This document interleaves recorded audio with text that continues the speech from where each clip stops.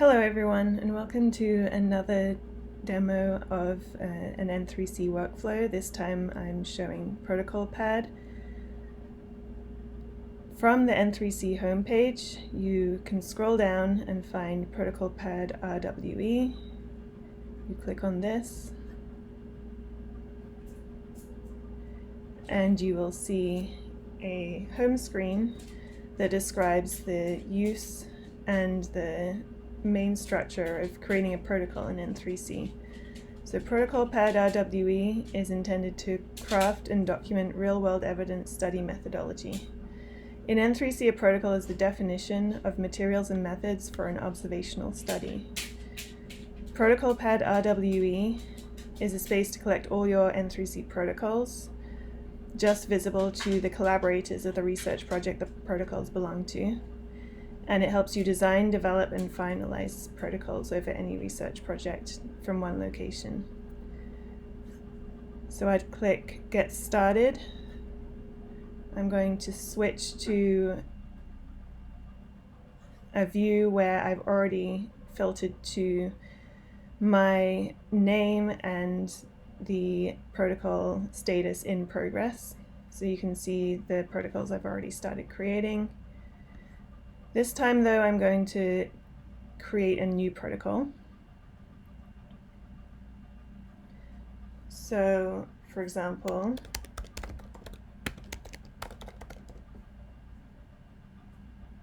research project, example research project.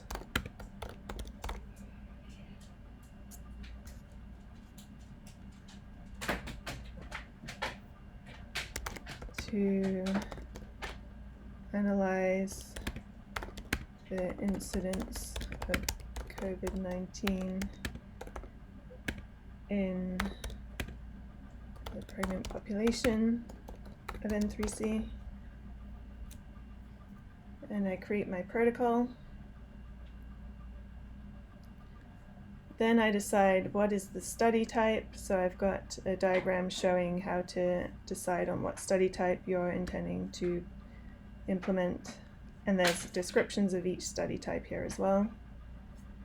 In this case, I'm going to implement an observational study rather than a method study. These are the only two types of study available in N3C. I want it to be descriptive, and then I save. I set the properties of my protocol. So I define the abstract, the background rationale, citations, etc. I'm not retroactively defining this protocol, so I'll say it's in progress. And then I provide summaries of methodology if I have them already available, and overall assumptions, limitations, and biases. When I filled this in, I go to defining variables. So I can add a variable. Say my variable that I want to define for this protocol is the population, and I want to say pregnant women aged 15 to 55, and then I save that variable. So I'm really defining covariates, population, time that I'm analyzing the data, etc. So you can also edit selected variables as well. So if I wanted to change this definition, I could. Once you defined your variables and your overall goals of your protocol and your study that you're trying to perform, you enter the development phase. So you can define sections, and sections contain steps. So I'm going to define my first section, and I'm going to say define initial cohort, submit, and once I've got that section, I can then put component tasks within it. So for example, defining the initial cohort, I'm going to filter to women, and that's going to be my first step that I perform to derive my initial cohort. And so I continue adding steps to each section. I can add further sections here. after I defined my cohort, I can say perform sanity checks on the data, and for example, check which concepts are prevalent in the pregnant women in the data. We can do sanity checks by data partner, etc. So then I've got my series of sections and steps. For each step, I can work with an electronic lab notebook, so I'm creating my electronic lab notebook.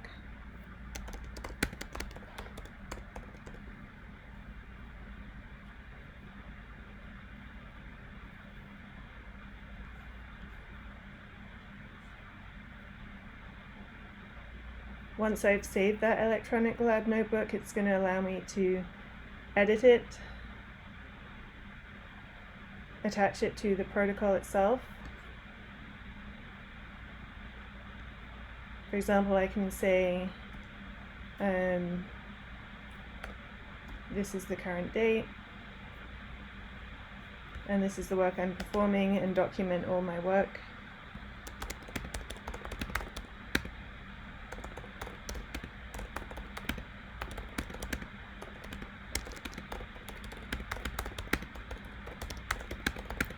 I can attach code workbooks, other analysis files here, and embed the figures and tables.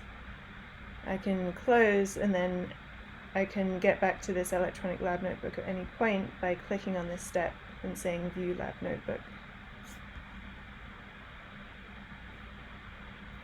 Then I can also edit variables. Say if I want to add an additional variable here, I could say the time that I'm analyzing the patient records is from August 2020 to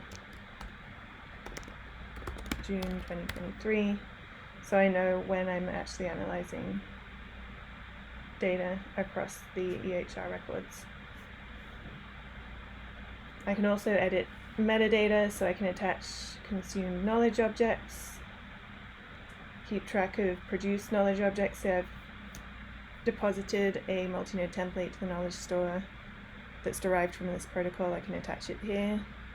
I can attach a list of concept set versions by ID.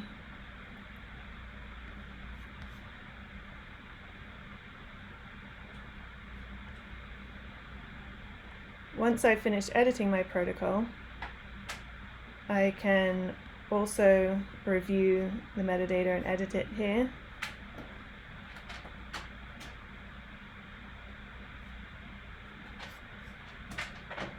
And then I can also view and export protocol overview. So save as new notepad. I can call this protocol overview document.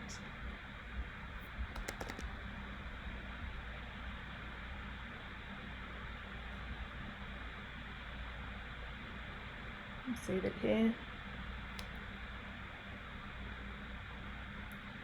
And then this final protocol overview is the final output of protocol pad. So then I save this document to the protocol. It's called protocol overview. It has the name of the protocol. It tells me various properties of the protocol, all the fields that I've already filled in. So this is all auto-generated. If I had attached knowledge objects and concept sets, they would be detailed in these tables here. It lists the variables that I defined, and it also lists the sections and steps that I performed, so step by step how to recreate this protocol, which is really useful for reproducibility. So this enables all the linked metadata from N3C to be attached to a protocol, and the protocol to be described for collaborators and other researchers to be able to follow the same approach. Once I've defined this, say I've finalized my protocol and I'm ready to publish it, or I have published it and I want to make it public, I can actually deposit it to the public protocols in RWE protocol browser here. So this is the second interface that collects finished public protocols from N3C. Here we've got some examples that have been defined by researchers. For example, Vithal has defined this protocol, and so he's added the main objectives, some linked metadata, produced concept sets, etc. He's defined the variables, and he's stated biases and limitations of the study, notes on scope of generalizability, and clearly defined the sections and steps to reproduce this protocol so that this same methodology can be applied to, say, other data sets or data releases within N3C. So that's protocol pad RWE and RWE protocol browser.